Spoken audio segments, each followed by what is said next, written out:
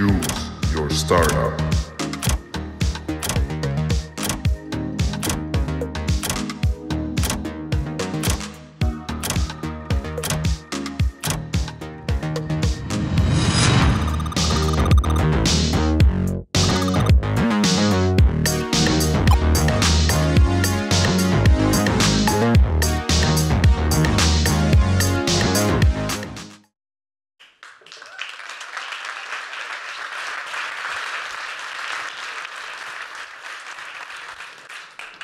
Good evening, ladies and gentlemen.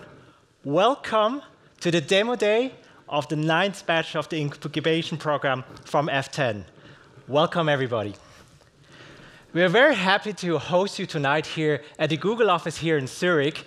But not only do we have a jam-packed full room, we also have to stream it in the room next door. And if that wasn't enough, we're actually even going to live stream the show tonight at home to all the other F10 hubs, to Singapore, to Madrid, and even to you in the living room at home. So once again, welcome, ladies and gentlemen. My name is Hans, and I'll be your host tonight to walk through this exciting show, what we have prepared for you tonight. And so you're going to be in for a treat, so I hope you all selected yes before, because we're here to play and really to entertain you as well. Because we have nothing less than 12 exciting startups tonight to present their pitch as a result of the incubation program which they have gone through with F10 in the last 5 months. Between the pitches, we will have a fireside chat with two of the early members from F10 to look back, because we want to also take you on a journey to see where F10 has started and how it became what it is today. After we're going to conclude with the second half of the pitches, you will then be welcome outside for drinks and networking as well. And as some of you might already noticed, your badges that you're wearing all tonight come with a colorful dot. And the dot will stand for a perspective you all bring in today. Because in this room, we have investors, we have clients, we have partners, we have family and friends. So all of you bring different perspectives to look at the pitches the startups have prepared for you. But make no mistake, you're not here just to enjoy a beautiful crafted show and just lean back and just get entertained. You all will have a role in this room, next door, and at home. Because at the end of the pitches, you will all have to vote for what will you deem as the most inspiring pitch. Because all of these startups, they will come at you with their pitches. They will want to win your heart as an investor, as a client, or as a partner to help you grow the mission and conquer the world. So it will be up to you then to decide which of these 12 startups has won your heart and you want to be partnering with. Because after that, they will all have their booths outside where you can continue that conversation and really get into the weeds of it. So we're very exciting to host you here once again. And without further ado, we'd like to welcome you now with some remarks. And our first guest here on stage, please welcome, ladies and gentlemen, Roy Tavor, Managing Director of Google Cloud Switzerland and Austria.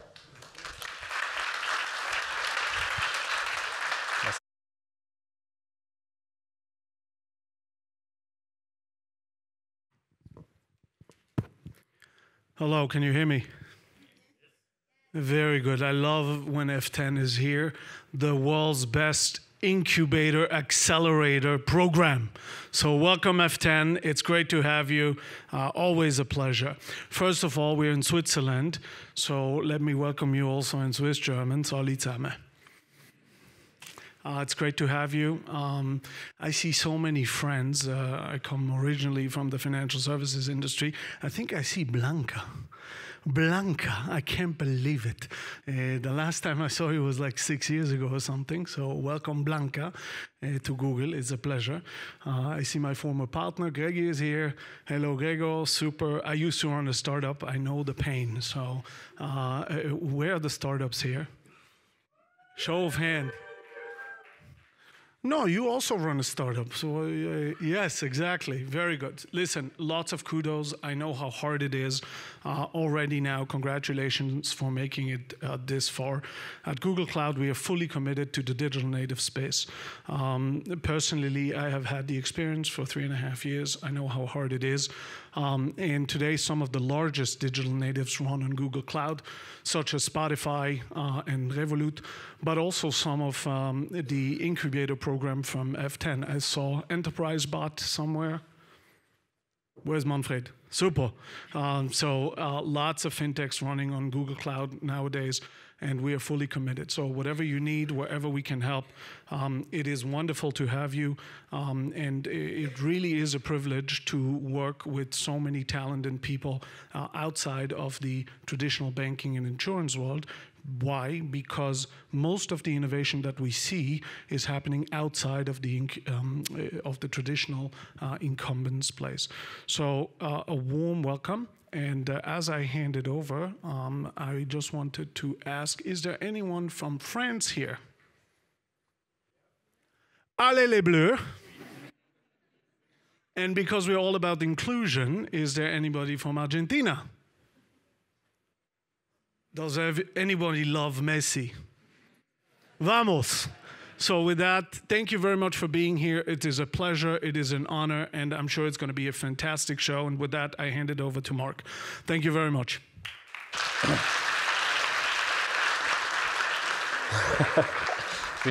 Before you do that, and before we let you off stage, also from my end, thanks a lot, Roy, for hosting us again at the Google Cloud office here in Zurich. Amazing space for those at home who can only see us, but not the space. It looks amazing. It's like a cinema here.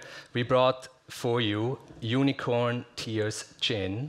And once this bottle is finished, there's a small unicorn to remind you that also small unicorns can grow up. Thanks a lot for that. And maybe just one more word, right? I think this is exactly what makes F10, but also what will have a huge impact on the startup scene is when founders, former FinTech founders like Roy and others join the corporate side again and just keep supporting and cheering for the startups. Thanks a lot for being like this. Thanks. Welcome. Thank you very much. Excellent.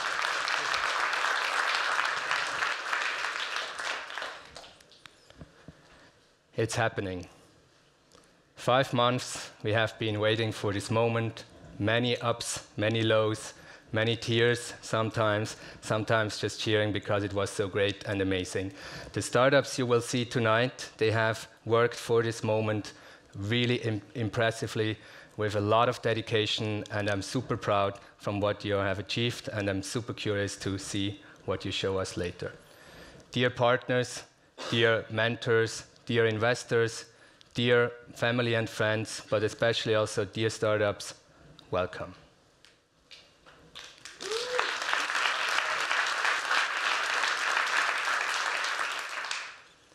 My name is Marc, and I'm the head of F10 in Europe, and I would like to take a few minutes to run you through what is F10, but also what was the journey of the startups that you will see later tonight. So F10 is about the ecosystem. And we start with the mission. The mission is to accelerate tech startups, unite them with our corporate partners and the partners, the corporate world at large, and by doing that, shape the future of finance and insurance. We do this with an approach which we call Think Global, Act Local.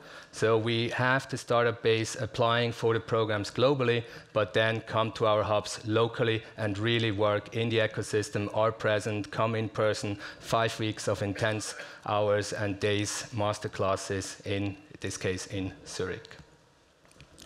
The ecosystem consists of these 5 major partners.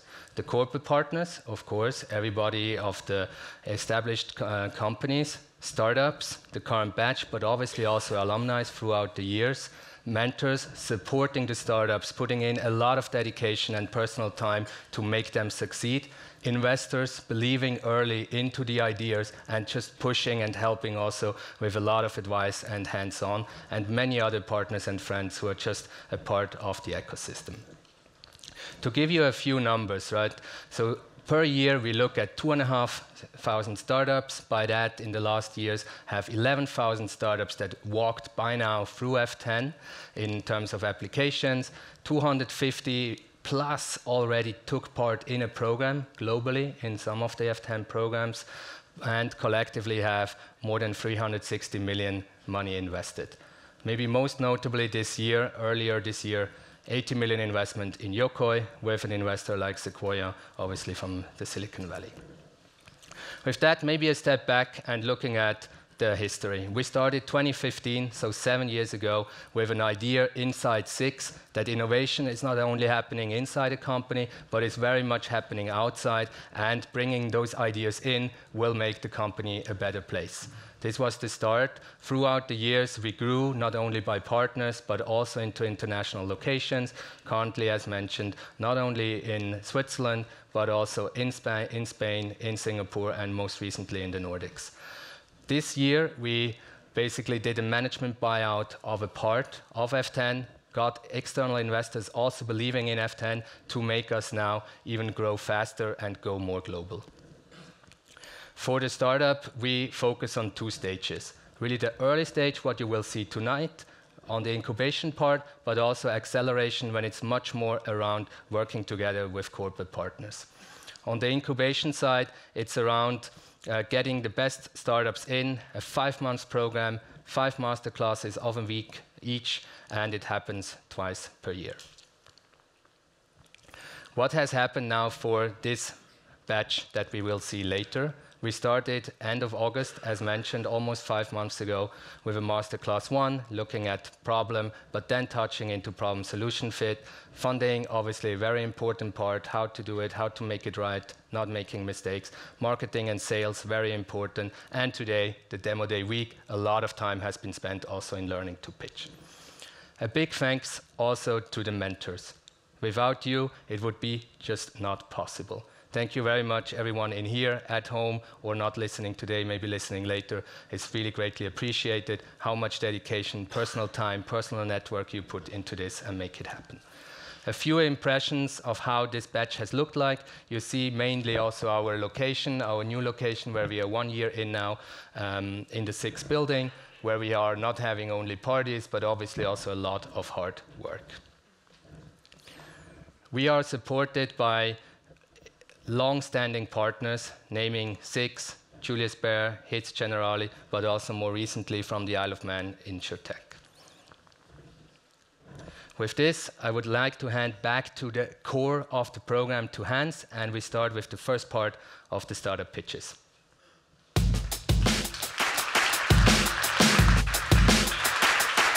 Good luck. Wow, what impressive numbers, partnership, ecosystem. I think this is really the evidence of the saying that it takes a village to raise a child. And we are very happy tonight to show you the 12 children of the last batch and what they have become. Because as you can see, they have been undergone a really strict but really joyful program to bring them where they are tonight. So I couldn't be more excited to now welcome the first group. The founders you're going to see in this first group, they all tackle and fall into industries we call nowadays FinTech, InsurTech, payments, sustainability. And with their solution services and products, they all follow one intention, which is to improve, challenge, or sometimes even revolutionize those industries entirely. So while they're doing the pitches, each of them will have 3 minutes to show that. And why is it only 3 minutes, you wonder? Because sometimes in life, it is exactly those 3 minutes between one meeting or another where they have the chance to win over an investor, a decision maker, a client, a partner, or a friend. So while you're going to look again at those pitches with the eyes of an investor or whatever role you will bring today, also be critical, because they have gone through a tough school. I can tell that because I've joined that a couple of times myself. But also, please enjoy them. Let's start with the first pitch then. So I'm very happy to invite Ricardo, the co-founder of Delega, on stage.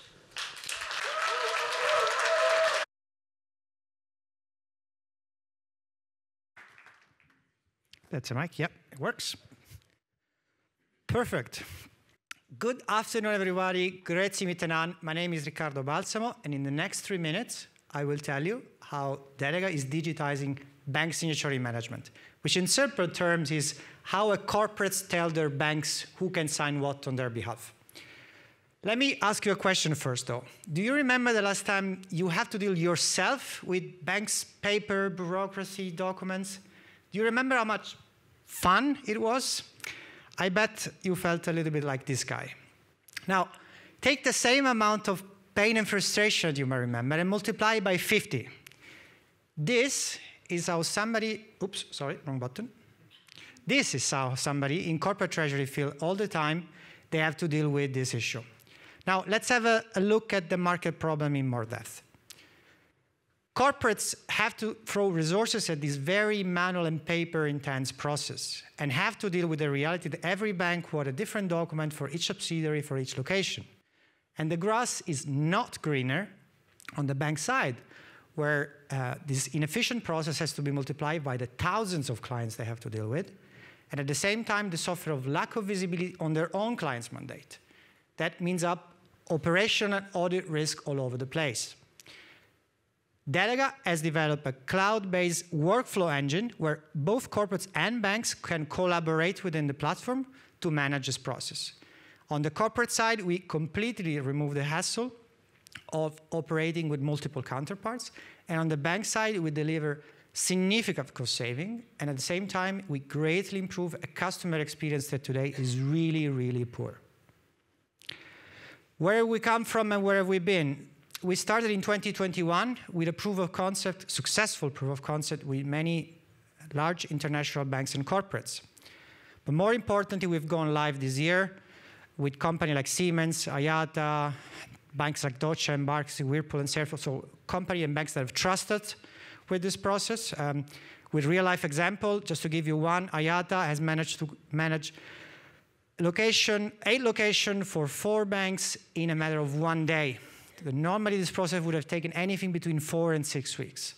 We also partner up with a major European provider and with the European Association of Corporate Treasurer to foster our mission. On the market side, we have already made our fair share of noise in the market with articles on specialized press, but more importantly, our clients have been our best ambassador. That means they go talking to their peers, to their banks, and in social media about us. Last but not least, we are in the middle of our 700,000 seed round. 40% of that amount has been already committed. So if you are an investor that is looking to foster our mission to digitize corporate banking, please come and talk to us at the booth. Let's have a drink or 2 together. Thank you for listening. Well done. Thank you very much.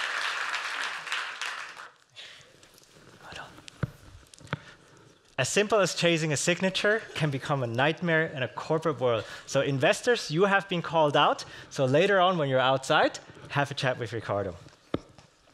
So let's move on from FinTech to InsurTech.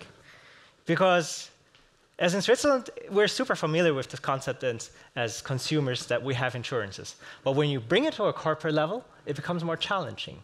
And those sometimes facing the challenges the most are actually the small players. So I'm very excited now to welcome Stefan on stage, who will tell you how he will tackle that challenge with Emilian. Ladies and gentlemen, please welcome on stage, Stefan.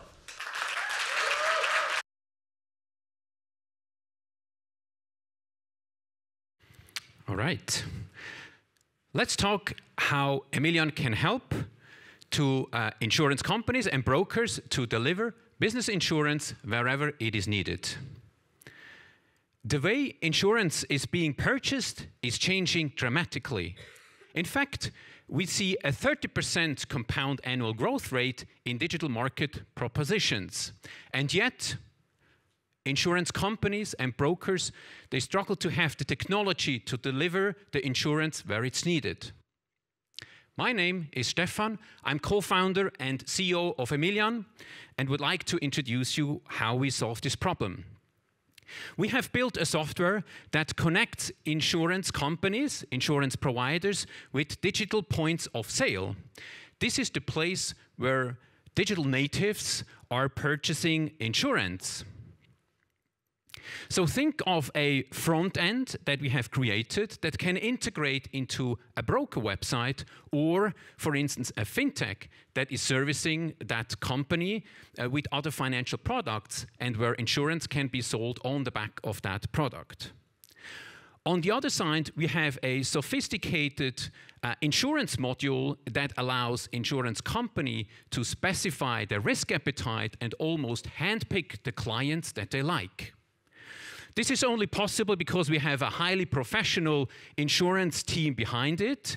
We combine insurance and tech and law. We have Sulma, who has brought insurance to Shopify ecosystem. Tom is actually the chief architect behind the digital payment system Twint here in Switzerland. And then myself, I have worked in commercial insurance for over 16 years. Now, we're looking at an international insurance market of 100 billion worth of premium. With an orientation towards emerging markets, we can bring 1 billion worth of premium onto our platform in less than 5 years. This is only possible because the adoption of digital services in emerging markets is a lot faster than it is in Europe. Within less than a year, we have created a very fantastic funnel of sales. So we're looking at 1 million worth of sales and a 6-digit number of revenue today as we speak. Now, tonight, we're talking about a seed fund. We are raising 1.7 million of Swiss francs in order to accelerate the conversion of that funnel and to extend the product offering that we have today. So if you are an investor, then please contact us and become a proud member of an early stage InsurTech that is globally scaling. If you are an insurance company, then please contact us. We would be happy to hook you up with digital channels who are keen to deliver your products to the customers to which you don't have access today. Thank you.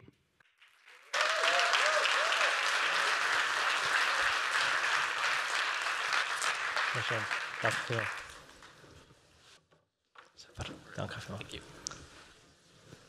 So, anyone an investor here in this room?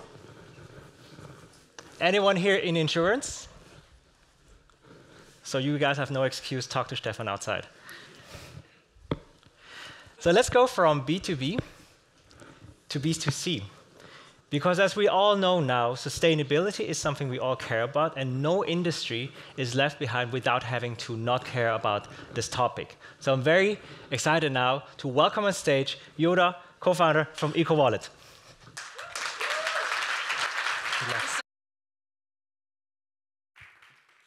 Exciting. Okay. Hello, everyone. My name is Yoda, like Master Yoda of Star Wars. And I want to do something different. I want to start with an exercise of visualization. So please close your eyes, please, and think, what was the last thing you bought with your debit card? Maybe a taxi ticket, maybe a dress, maybe a Ryanair flight. Think about it. Think, what was the impact of that purchase in the environment? Open your eyes. It's very difficult. That's why we have developed Eco2 Wallet, a debit card that calculates the carbon footprint of each one of your purchases and plants trees to compensate for that impact. And we have developed something really fun, which is pay anything, plant trees, and play the game. We have developed this like virtual pet or Tamagotchi that gets really happy if you make a sustainable purchase, or gets a little bit sad if you make an unsustainable purchase. It gives you immediate feedback so you can improve your purchasing behavior. So we are mostly evolved into 15 million of potential card users in the Nordics, in Sweden, and in Ireland and Spain, where we have developed 2 of our services, our business to consumer and our business to business. The business to consumer is one that allows allows each one of you to use our card for daily purchases, and for consumers is the one that we're trying to expand here in Switzerland at the moment. We are Visa. We provide Visa cards. We have e-money license across 28 European countries, and we have a virtual and a physical card as well. We have 3 key targets. We want to reduce your carbon footprint by 2 tons of CO2 per year.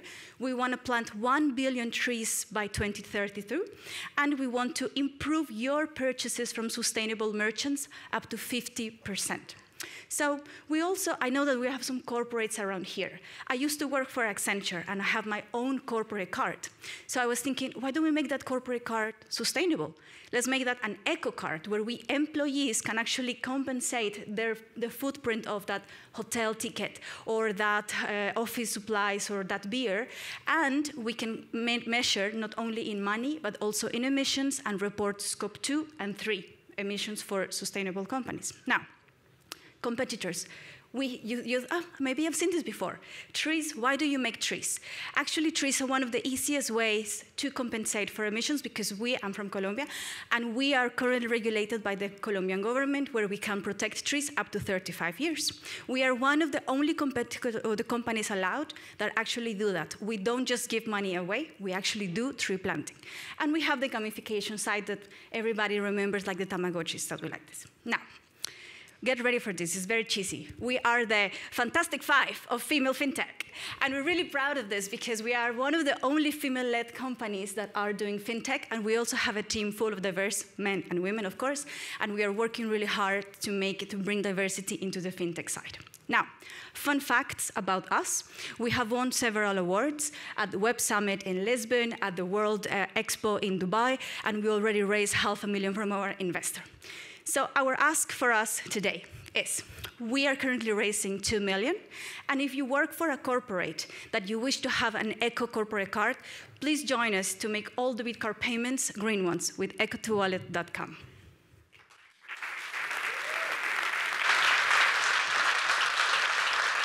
Thank you very much. Well done. Great talk. Wow. I did not know that the Tamagotchi I threw away a couple of weeks ago still becomes so relevant in today's pitches. So thank you very much, Yoda. And everyone who here has a corporate card, you all have no excuses then to talk to Yoda and talk about how you can improve the world. So let's switch gears again, and let's go into InsurTech. Because when Yoda mentioned before the last purchases you all have done, chances are it has been an e-commerce purchase. And as we all feel very safe and comfortable nowadays to buy online, this industry is still under a lot of vulnerability. And I'm very excited now to welcome Juanmi, who's going to tell you how they're going to tackle that with Cobra. Ladies and gentlemen, please welcome.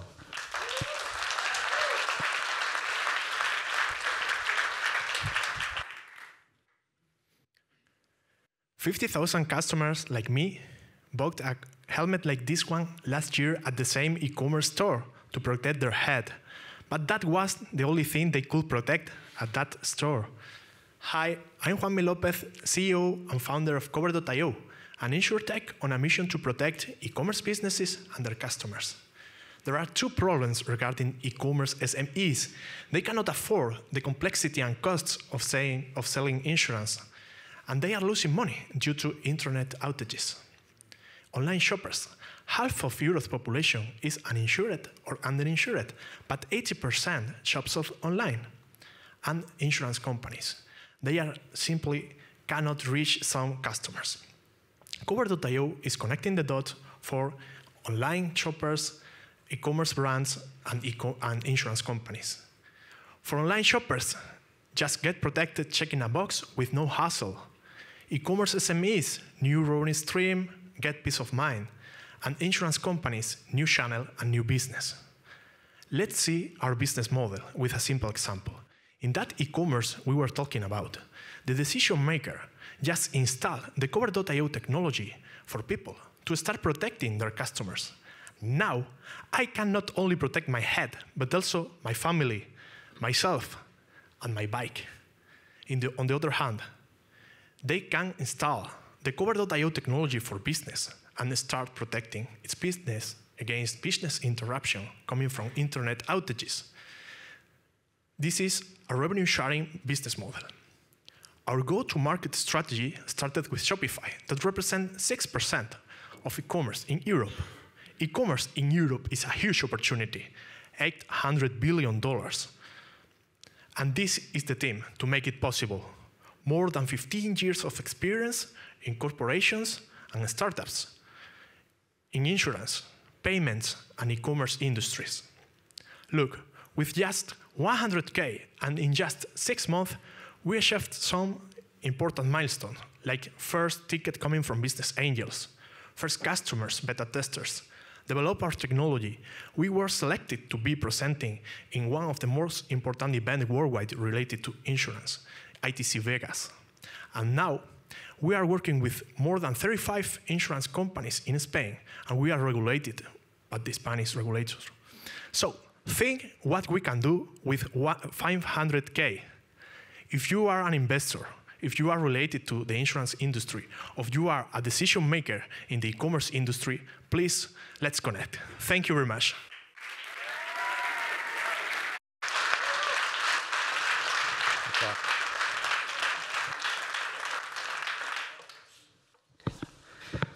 What a wonderful anecdote with a helmet, especially now for the skiing season. So why not getting a helmet also for the e-commerce store? Let's move to FinTech again, because as the financial industry becomes more and more complex, we rely more and more heavily, not only on technology, but also on people. The question remains, though, how do we find the best balance to find a person where we can trust, but to use the best possible technology to help us choose that? So I'm very excited now to welcome next Ati, co-founder of FinFinder, and who will tell you more about that. Thanks, Hi, everyone. FinFinder is Switzerland's first independent, data-driven matchmaking platform for financial advisors. My name is Ati, and I'm one of the co-founders. Do you know someone who's getting married, expecting a child, buying a home, planning to be retired, or even just lost a loved one? Every year, there are 400,000 major life events like these happening here in Switzerland, and they all trigger financial needs, concerns, and questions. Like, how do I invest? How do I plan my retirement? Or can I get a mortgage for my new home? The problem is they don't approach their bank advisor because they don't have one, they don't like the advisor, or they just don't know where to start. On the other side, there are 300,000, at least 30,000 financial advisors here in Switzerland that are looking for new clients and business opportunities. And that's why we've built FinFinder, Switzerland's first independent data-driven matchmaking platform for personal financial advisors. Like a dating platform, we bring two people together. It's not Tinder, it's Finder. The big difference is that our matches actually do meet in real life, and they are trustworthy. Because we've already made sure that the advisor is qualified enough for the needs you have, and we have pre-screened them. So for clients, it's a pre-screened selection of advisors. It's easy and free to use. For advisors, it's a subscription-based marketing channel. FinFinder is for everyone, young to old, wealthy or not. And we are an experienced founder team. We are a perfect match too. My co-founder, Andreas Schöni, he's a financial planner himself, has more than 40 years of experience in the industry and, of course, has a large network. I'm also a former sales manager at banks, a digital marketing expert, and I've already co-founded a travel marketplace that is still successful today. And FinFinder is already live since October last year, and the platform has generated more than 1,000 leads to 150 advisors of corporates, banks, insurance companies, and others. And with just 3% of the advisors, we can generate an annual revenue of 1 million Swiss francs and even more. And right now, we are about to close our first angel round, so we can start hiring B2B salespeople And beyond financial advice, we see opportunities in other segments like tax experts or real estate agents, and even expansions to other regions. So we are raising 250,000, and today we are looking for the last investor in this round. We have one spot left. If you want to invest in a foolproof concept with an experienced team and a multi-country, multi-service, scalable business model, then we are your perfect match. Let's go on a date, and you won't be disappointed.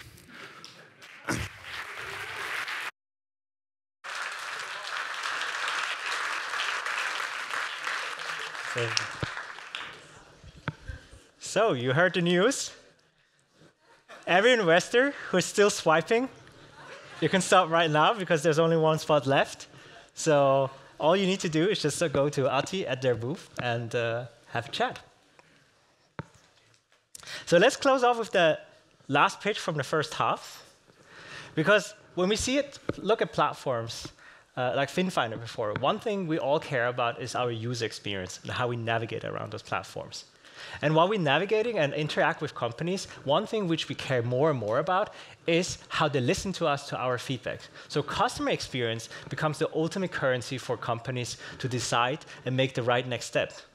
So I'm very excited now to welcome on stage Corby, co-founder of InSaaS, and tell you how we can tackle that.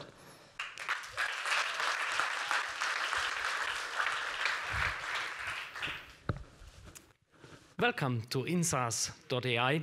My name is Cabinian, and I'm the founder and CEO. And after all those pitches, let's maybe start with a fun fact. Do you know where my name comes from? So, well, it's this patron saint of Munich, Bavaria. So if you ever meet again a person called Cabinian, you know he must be from Bavaria.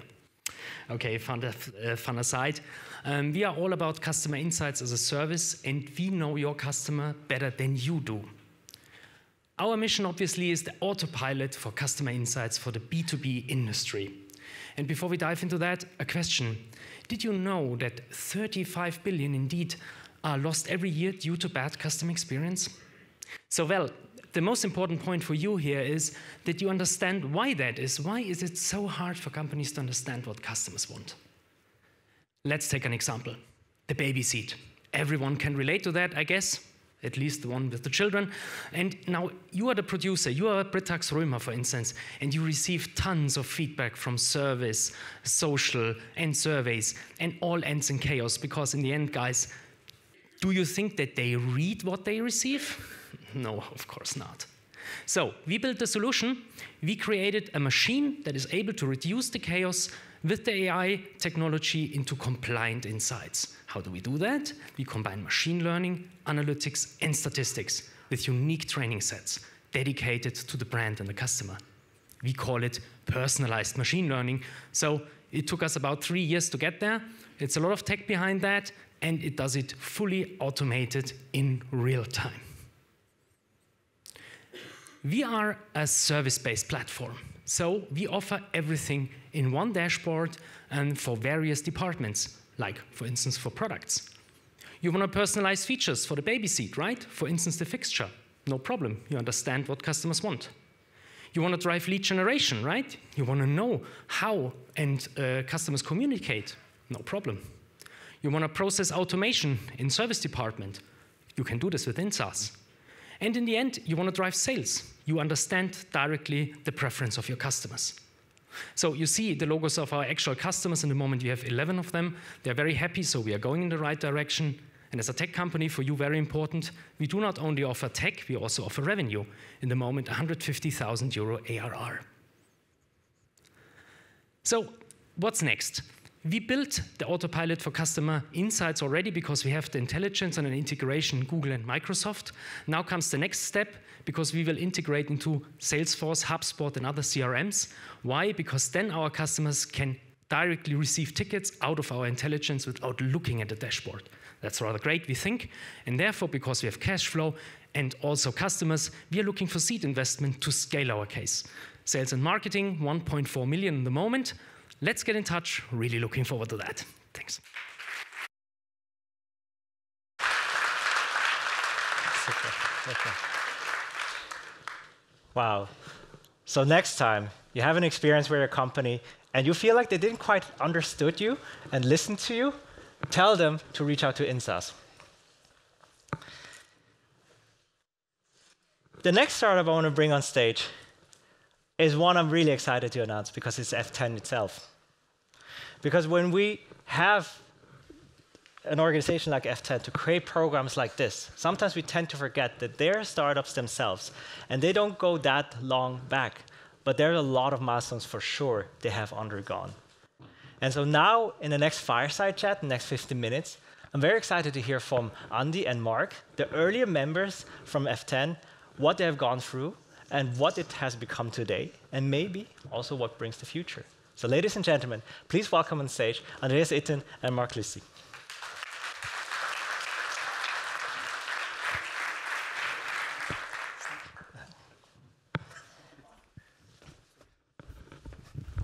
So hello. Hello, hello. So Andy, first of all, in our advanced age, did you get the pitches? Be honest. Some of them, yes.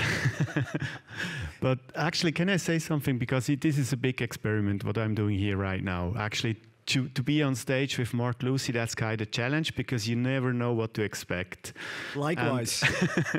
And first of all, thanks very much for coming here. It's always, like I'm so excited to be here and see that many people showing up and also online.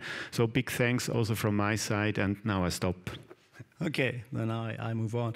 Andy, remember, there was a time it was 7 years ago. We were sitting in the same way, it was around a table and there was food, but it was the same, You remember when that was, what that was? No, not anymore. Oh, yeah, you're old, right? Now, that was the famous FinTech award. Ah, right? Okay, yes, and exactly, now I get right. it. And so, we knew before, but there we met, and then, he told me about this thing accelerator, incubator, and back then, honestly, I was not a big fan of incubators and accelerators, right? And, it's some time ago, and I don't fully remember, but, then, I think back then you had a big strategy, you had a vision, a mission, and a strategy, you had a big budget, I think, right? Absolutely.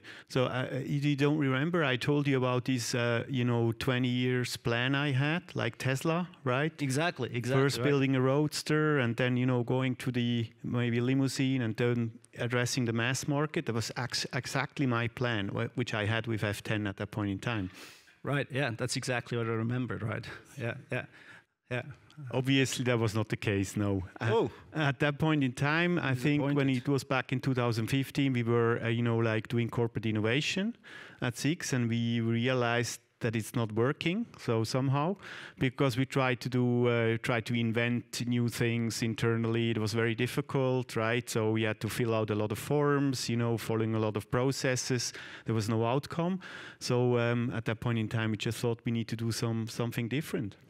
Okay, so that's the reality then, right? It always sounds good, but in the end, that was the reality. And then I think it started, with these. I think you were wearing a shirt from one of the hackathons, right? Exactly.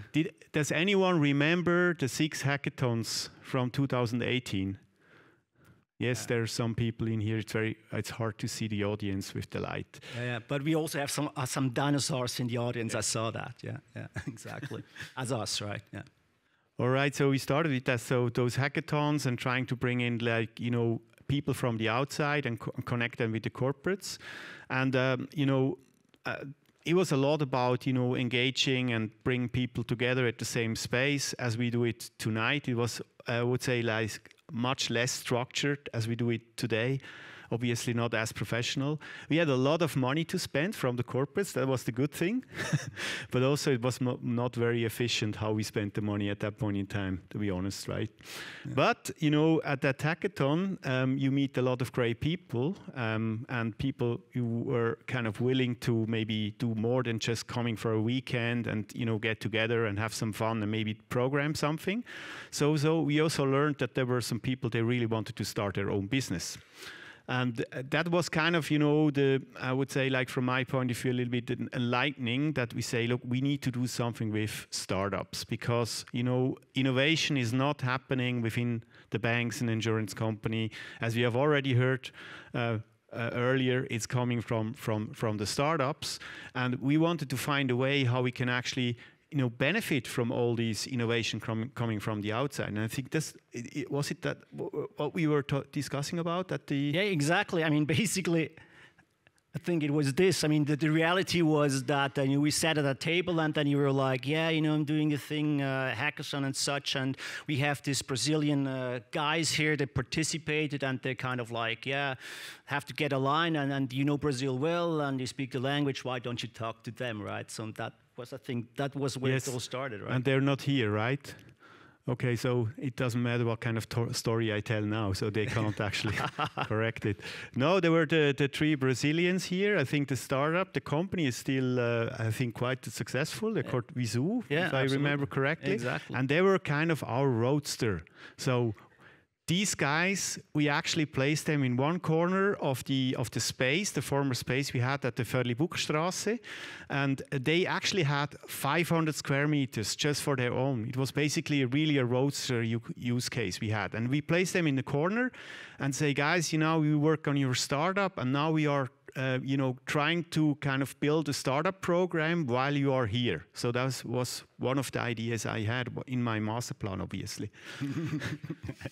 Yeah, and I think there's another funny story, right? Because those guys, I mean, one is a Swiss and 2 were Brazilians. They came to Switzerland. They graduated at ETH with like the top grades, right? And then they were about to go for PhD and then go back to Brazil.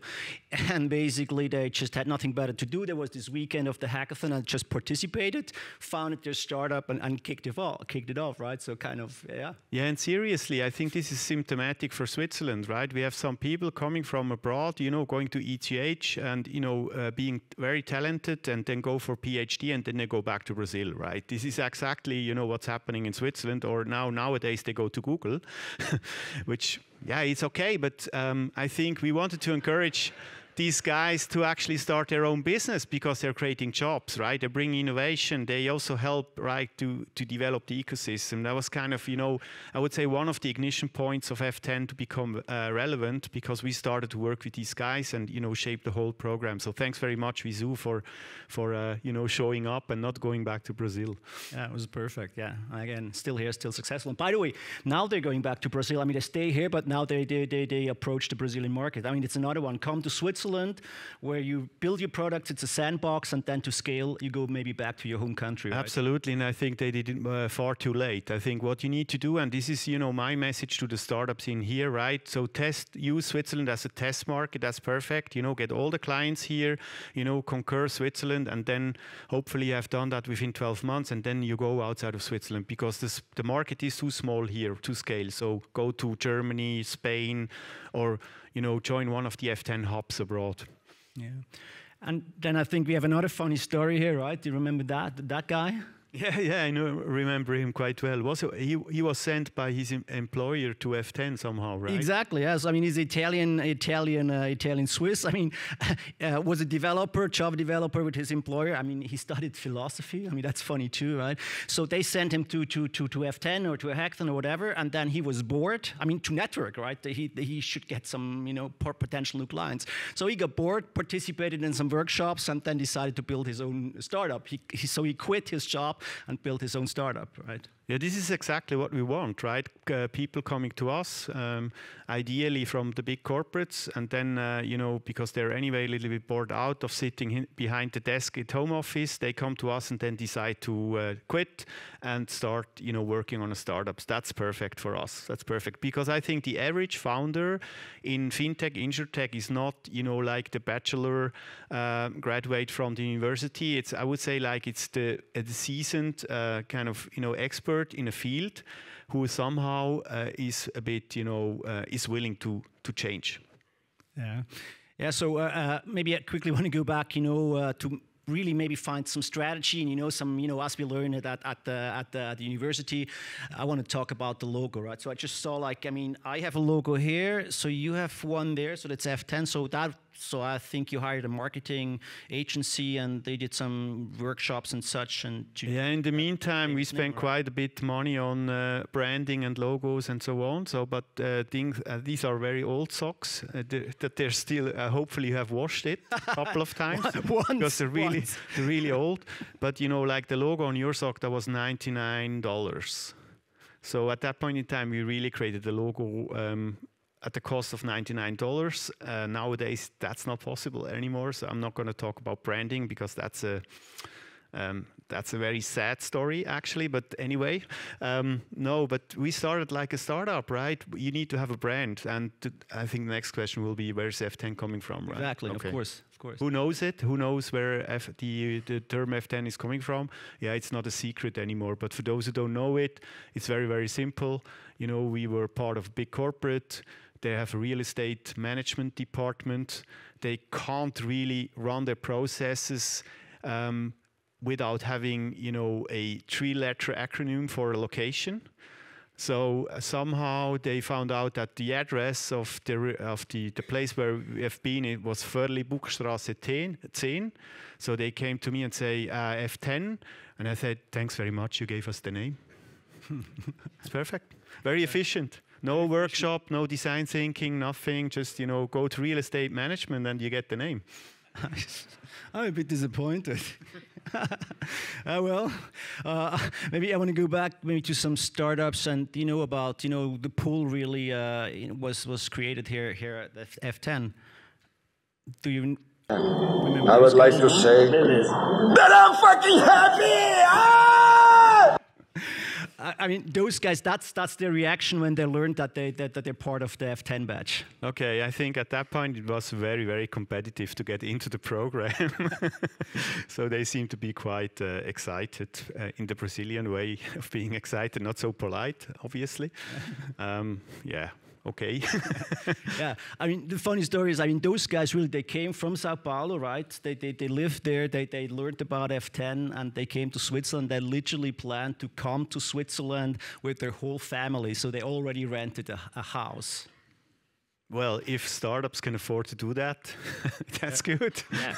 No, but it's a strong. But it's a commitment, yes. Yeah, this is what we would expect. I don't expect from the founders, moving everything to Switzerland, but I would expect from them to work over the weekend at F10 maybe, which happened a lot, right? We had a lot of people just, were sleeping because, before when we were at the old location, I was really living very close to the office. I literally could see like from the window if the light is still on at F10.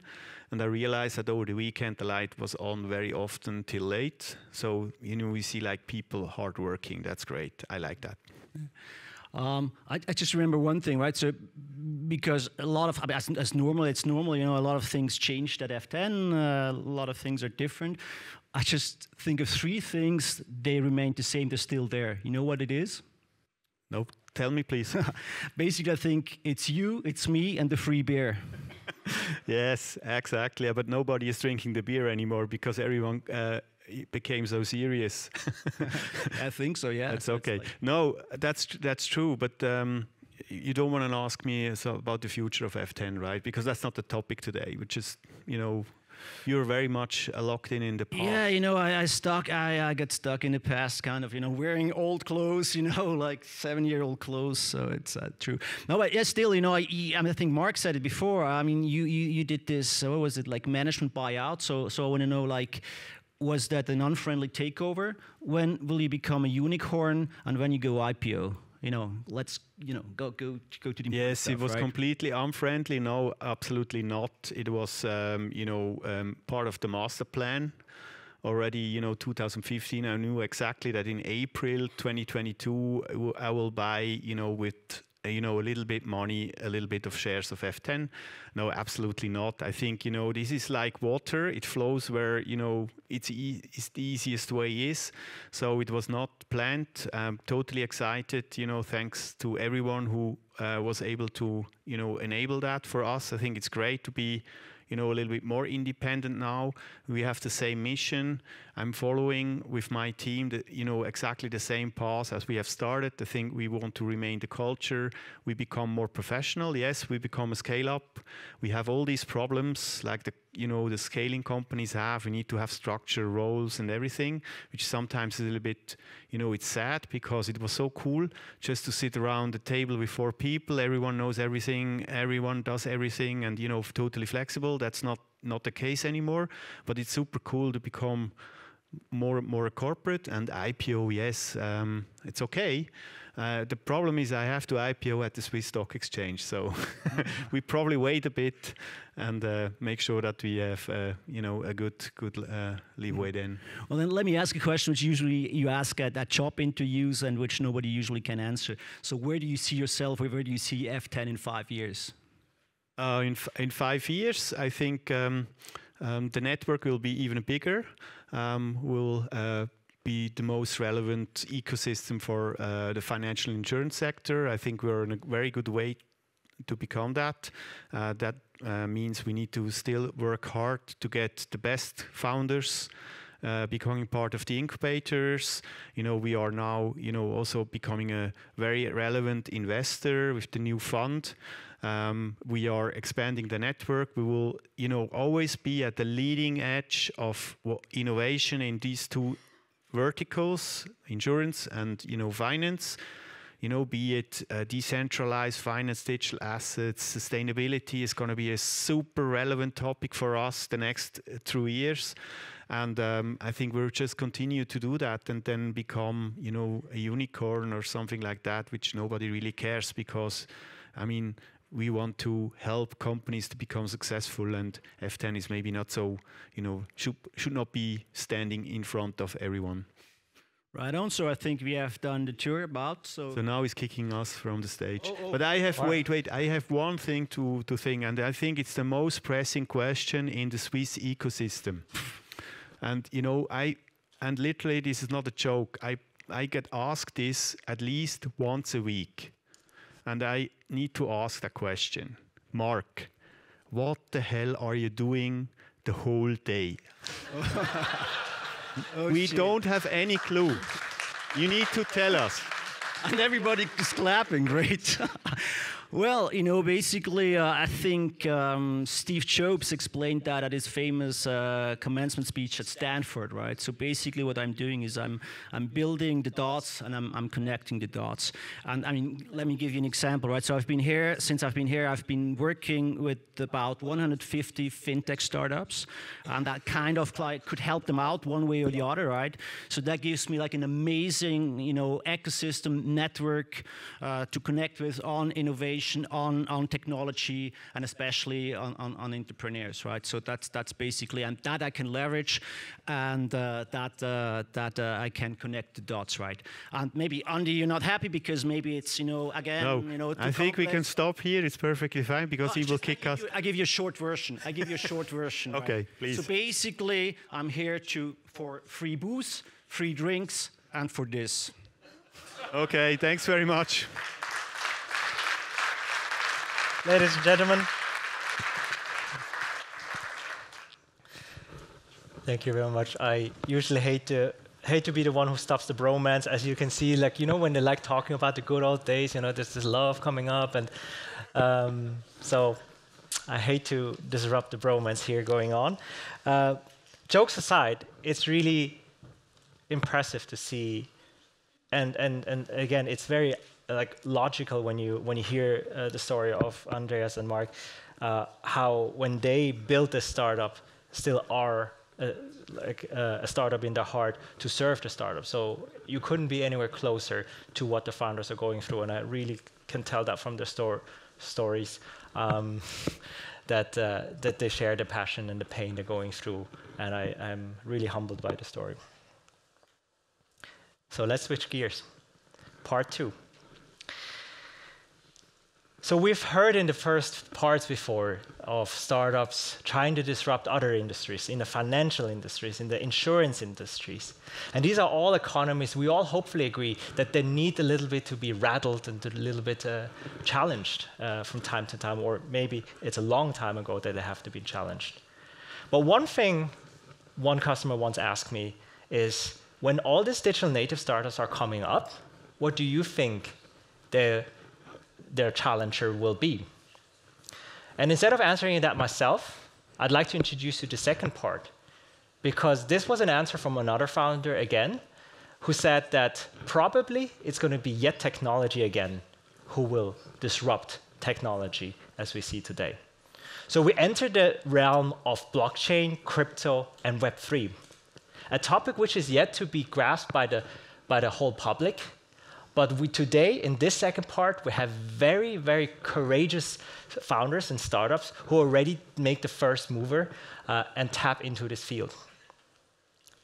So I'm very excited now to welcome you, Mert from TransferChain, who tries to bring security and safety into the cloud.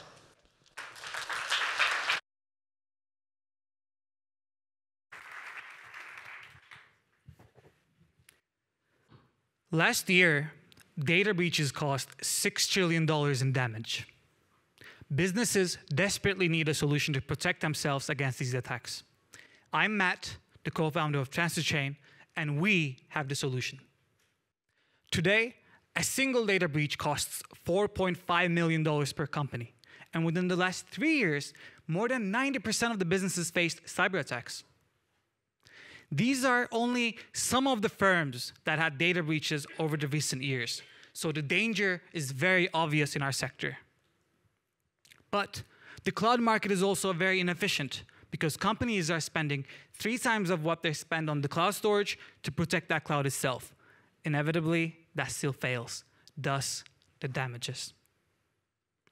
In order to solve this lack of security and privacy in our sector, we built TransferChain, and we make the cloud private. So you can forget the data breaches, forget the privacy breaches, and welcome the world's most secure and private cloud storage, file transfer, and messaging platform. When it comes to competition, well, none of the traditional players out there are secure or private enough. But when it comes to the blockchain space, well, none of those are suitable for businesses because they're slow and they're peer-to-peer based. But we make the cloud private while keeping it very fast. Unlike any traditional cloud, where when you upload a file, it's in a single piece and it's stored at a centralized server. We encrypt all your files on the client side and, interestingly, split your file into multiple little chunks, distributing them to the world's leading storage providers in a random manner, and also uploading the metadata on the blockchain. So no one but yourself can access that data. There are tons of different use cases of TransferChain. Some of the key examples include legal teams could be using TransferChain to send external confidential files out to their parties. But R&D teams could be also using TransferChain to secure their sensitive data securely on TransferChain as well. Today, we protect 40 different businesses' data, and they're coming from 6 different countries and 10 different industries. We have an incredible team of 28 with domains of expertise including software development, blockchain, and sales and marketing. Today, we're looking forward to close the last bit of our pre-Series A round of $1.5 million. We will be using these funds to further accelerate our growth in the key European countries, including Switzerland, Germany, and Netherlands. If you're looking forward to participate in our current round, or if you like to protect your company's data, please scan the code and reach out to us. We're more than happy to talk about your privacy. Thank you.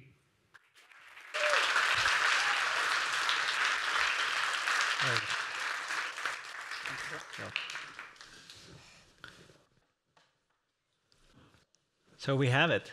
Blockchain as a foundation to provide security. When first blockchain broke the news, though, it was simultaneously used with another term, cryptocurrency. So I'm very excited, especially in the turmoil this term is going through currently in the news, to present then Miguel to show you CryptoTechFin and how they help you to bring more stability into this exciting time. Please welcome stage, Miguel.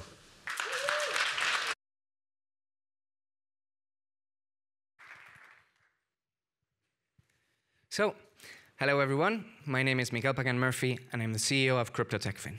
And I wanted to start off by saying that this pitch would have been much harder a year back. Why is that? Because investing in crypto is simple, but obtaining consistent returns, not so much. And no year has it been more clear than the year 2022, where investors have lost millions by their direct exposition to the market. Algorithmic investment can help with that. Algorithmic investment has a clear competitive advantage, especially in volatile markets, where a more stable execution, a faster execution, and no human errors or emotions can be key performance indicators that can differentiate between a good strategy and a bad one. But it is more complex and more expensive to create. We solve that. We enable investing in crypto in a simple, automatic, secure, and cost-effective way. Simple, in less than 30 seconds, a user can onboard on our platform.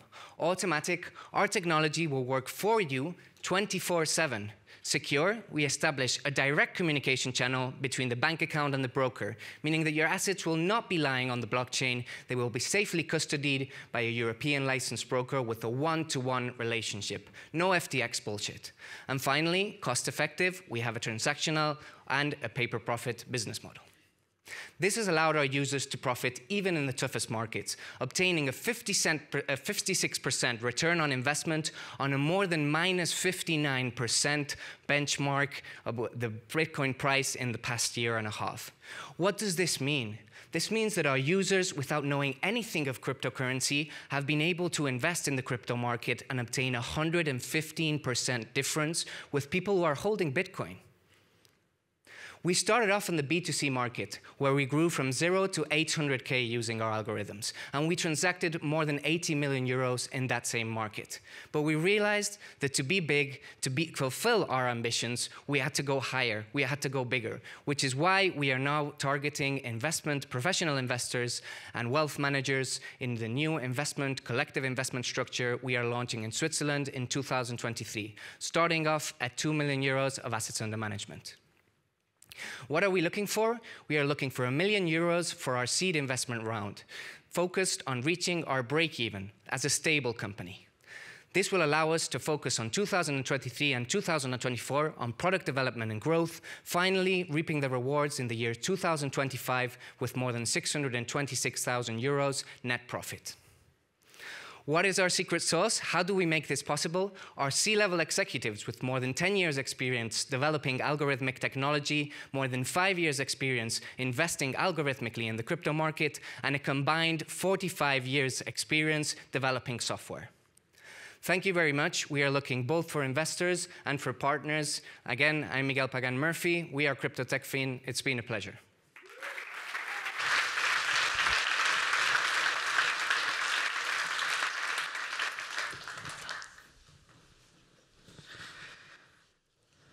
So let's move on back to blockchain as a technology, because we heard it in the first pitch that blockchain is there to provide security. In the next pitch, we will hear about, though, that the level of security you all probably will care the most about, because it's going to be about your identity. So please welcome on stage Marcus, co-founder from MyEgo.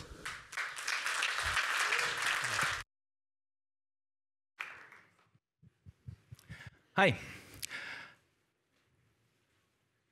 At MyEgo, it's actually all about your ego.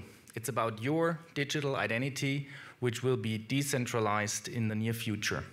I'm Marcus, co-founder of MyEgo, based in Berlin. So everybody of you probably carries a wallet with your ID card, your credit cards, but also maybe a public transportation or library card. All these physical assets, we will actually transform into digital originals and allow you, but also companies, to push them into your phone, into a background wallet that you can then use in other applications and share your digital assets. So the problem that we face today is that those physical credentials are no longer working in the digital world, especially when it comes to Web3 without a media interruption where you have to scan and send and stuff like that. So the solution in the long or now even midterm that we will provide is that we replace those physical ID cards and credentials with digital originals. So how does our product work? The typical environment consists out of three areas. One is the issuer, which is usually our B2P partner, so companies that issue those credentials. Could be the driver's license or a credit card, but could also be a university certificate. That is then pushed to your wallet. And as I said, we are using a background wallet. So other applications, original applications via SDK can access and use that background wallet. And last but not least, these credentials have to be verified. And that's what our platform actually allows. And we connect those three players. Leading market research companies predict a 100 billion market in 2030. We assume that we can actually access 10 billion of this market and at least obtain 100 million of that market. Just two, let's say, milestones that we achieved. One is we had a successful seed round of 1.4 million, but mainly here in Switzerland, we did a POC with Swisscom where it was about a university certificate that we then shared in an HR environment and also with another SSI environment. Our team, I just calculated quickly, just the first row has almost 100 years of business experience. That's quite sad, right? So this is not, let's say, a student startup. We are a very seasoned team.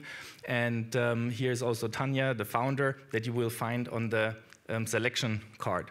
So our message to you is unlock your potential of a decentralized identity within your company and contact us now to access our complete infrastructure and platform for your businesses to go decentralized. Thank you very much.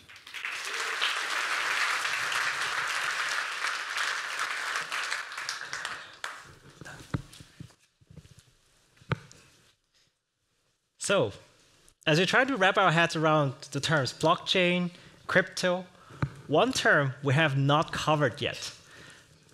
It is in the space of Web3.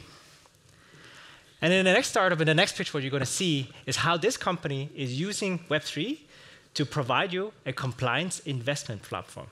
What is exactly it? I'm very glad to invite Sarel on stage from CrowdGenics.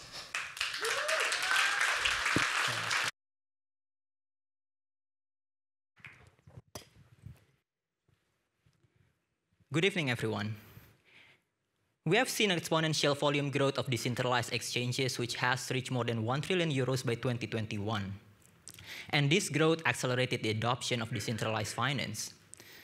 Nevertheless, the majority of DeFi protocols that exist today are incompatible with mainstream finance. And therefore, there is an unmet demand to create a healthier compliant environment in order to attract more capital inflows from institutional investors into DeFi. But why compliance matters? The recent debacles with FTX, Celsius, or Terra, it spotlights the compliance risk for institutional investors because such cases expose investors, particularly institutions, to substantial financial loss. So how do we solve this problem? My name is Sarel, a co-founder of CrowdGenics, and this is how we redefine the future of digital asset investing. CrowdGenics is the first mover in building a decentralized and blockchain-agnostic platform for investment in a compliant manner. And we're going to address the regulatory challenges in 3 compliance features. 1, CrowdGenics will be an EU licensed platform. 2, CrowdGenics offers compliant digital assets. And 3, there will be a proper KYC checks in our platform. On top of that, CrowdGenics offer multi-asset classes. So our main objective here is to unlock trillions of euros in capital by bridging the gap between decentralized and traditional finance. And we're going to achieve this objective by creating an ecosystem that comprises of token issuance platform, primary market, and secondary market that will enable everyone to invest and trade in a compliant environment.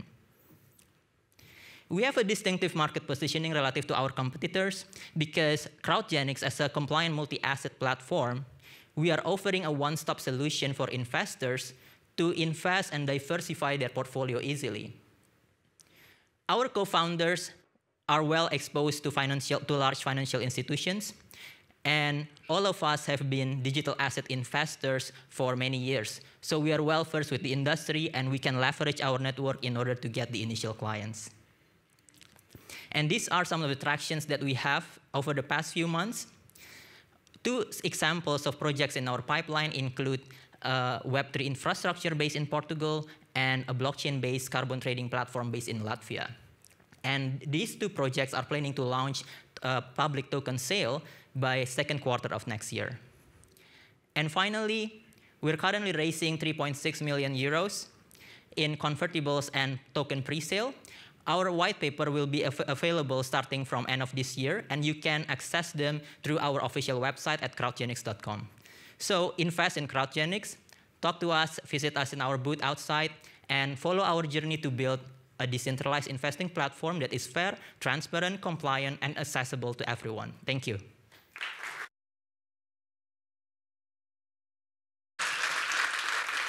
Thank you very much.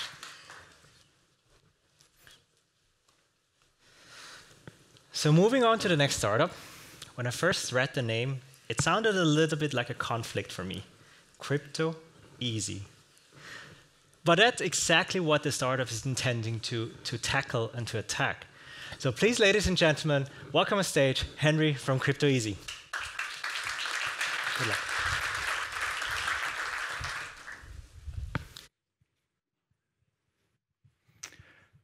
Hello, I'm Henry, co-founder of Crypto Easy. Our mission is to make intelligent investing accessible and easy for everyone, to pave the way to open finance. Because investing in itself, and this has been said before, has become easy for millions of retail investors entering the investment markets with hundreds of new platforms, exchanges, and brokers.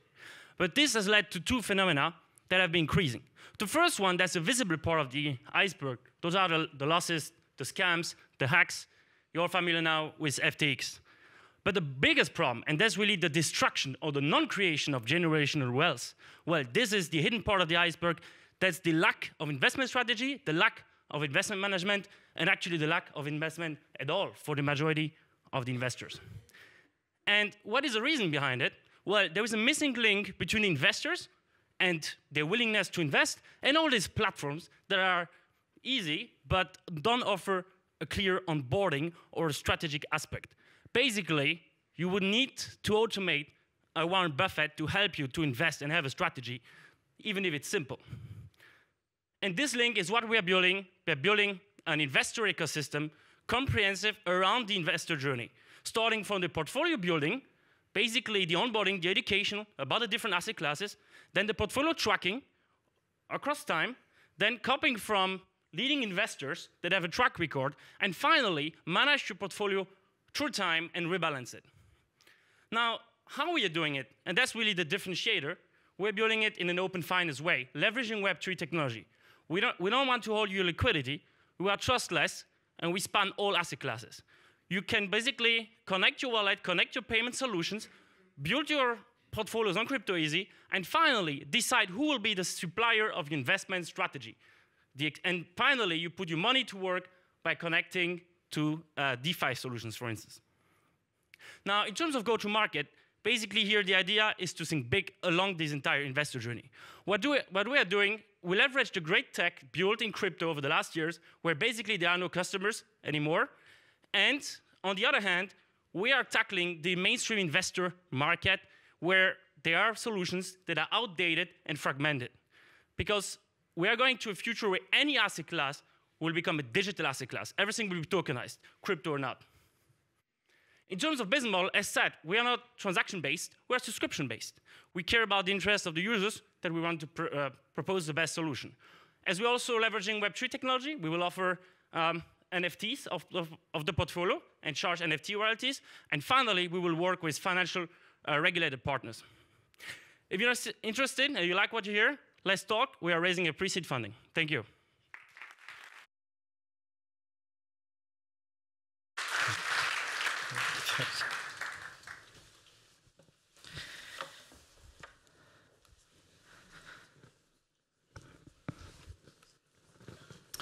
So ladies and gentlemen, we come to the last pitch of today. And as I said, there's going to be a lot of terms you have to digest, capture, if you're not already in that space of blockchain, cryptocurrency, and Web3. But there's one more. It contains 3 letters, and I want you to find out which 3 letters and what they stand for. So please give a round of applause for the last team of the day, Team Twire, co-founders Michael and Matthias.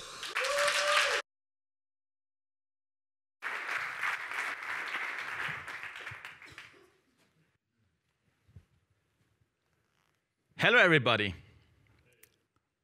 Hey. I have to make a confession. We don't have a product. Because we are the product. We are a community of Web3 experts. This is Michael, my name is Matthias, and we are founding members of Twire DAO, a decentralized, autonomous organization. And we help to build the Web3 future of the internet. Why? Companies really struggle to enter the Web3 space. And beside the lack of experience, they just cannot attract these purpose and ownership-driven Web3 people. So we help these companies. We are the bridge to the Web3 world and the talents. Our business model consists of 2 revenue streams. On the one hand, we are like an ownership-based Upwork, where we take a cut of each project. And on the other hand, we are like an on-chain LinkedIn, so our members pay a fee to be part of it. Whoa, thank you. Now I'm going to tell you a little bit how it all started. A company approached one of our founding members at the beginning and tried to hire him, but he politely declined and converted them into our first client. The testimonial of the CEO now about us: they might be expensive, but they really know their shit. And this is something which makes us really proud. We work across different industries, from artists and musicians on one side, all the way up to financial institutions. We have just completed level 1, so we've proven that the concept works. Together with 25 members, we have generated 180K in revenue. We have created our membership NFT, and we have connected that to our on-chain CV.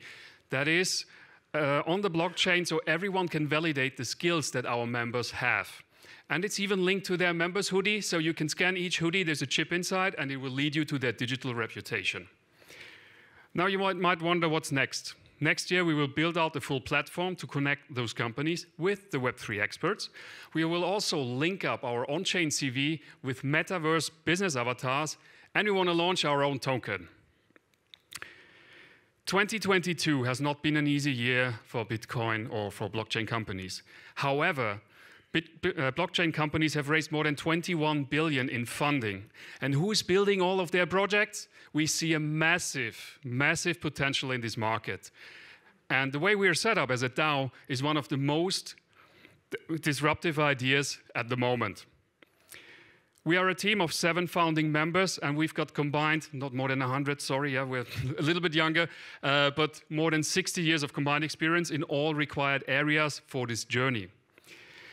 We are currently raising 3 million in a private token sale to scale up our business. So get your tokens now. We are thrilled to talk to you outside at our table, so come by and also pick up your digital souvenir. Thank you for listening.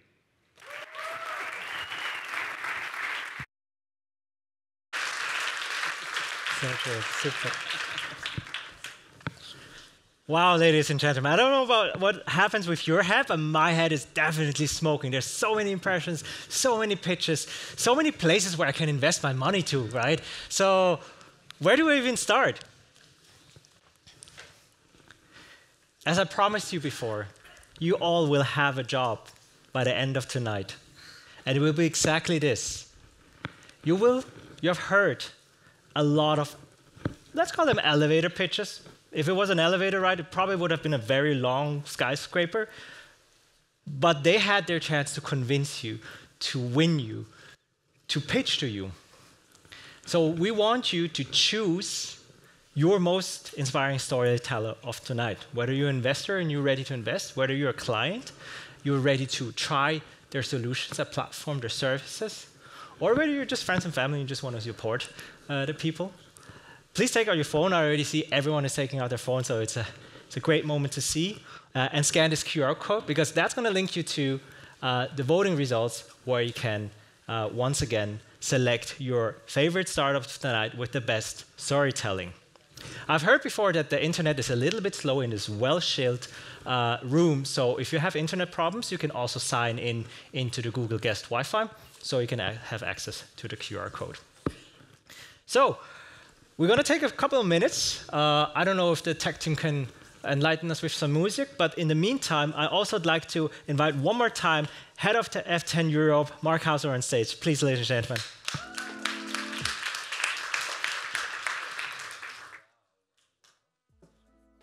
Off, mic on. Perfect. Wow. Who is excited to hear from the winners?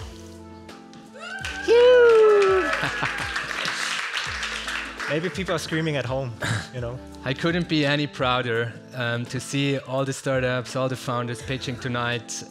Really, really heartwarming and yes, inspiring. Thanks a lot for being such amazing founders, doing so much, putting so much work in it. It's really inspiring, and I couldn't be any prouder. Really, really proud. So it wasn't working for me. Who has problem with the QR code? No one. It was just me. Seems to be working. Wonderful. So while we go away, I had 3 goals tonight when we invited you. Am I in the way, maybe? 3 goals, right? Number 1 was really to inspire you. Number 2 was to connect, which will happen outside just after a few minutes.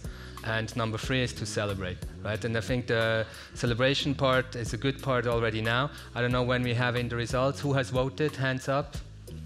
Wow, the room has voted. Online I can't see, but I think maybe it's time to reveal who has won.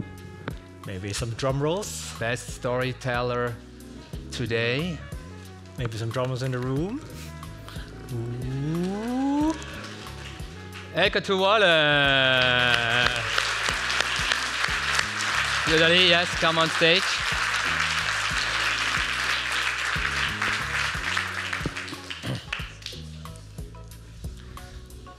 So we hope you never need it, but in case, here are some unicorn tears. Congratulations, well done, great pitch. Thanks a lot. Thank you so much. Thank you, big applause to Lussy. Take a mic. Take the red. Thank you so much. It's definitely an adventure when you're trying to create a business that wants to help the environment, because usually there are a lot of challenges, right? There's not enough money, it's a bit abstract, emissions are difficult and we cannot see them. So what is actually making a difference for the world in terms of fintech and sustainability makes a difference. Thank you so much for the F10 team. Thank you for Google and each one of the mentors that has helped us to reach out to this point. And hey, this is not the end. We keep going, we're going ahead, and each one of your purchases actually matter to me and for the F10 as well. Thank you so much. Thank you very much. Now, I have thanked many parties, pretty much everyone, but not the F10 team. And I would like to invite everyone from the F10 team who is here on stage. Please come on up.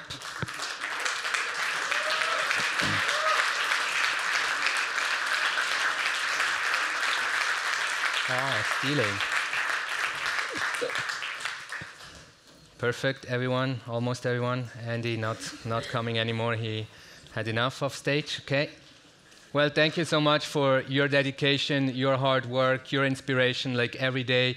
I appreciate a lot. I think we have seen an amazing, just a small snippet, but obviously in the back there is so much happening. Thank you very much.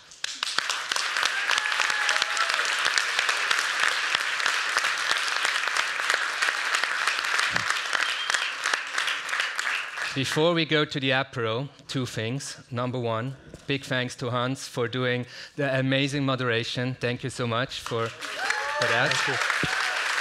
Something to eat. Something to I like that. eating. Yeah, that's good for Christmas days. Exactly. And then the very last thing before we go into networking, and I've seen this in tennis and not so much in football, but this unicorn can actually fly.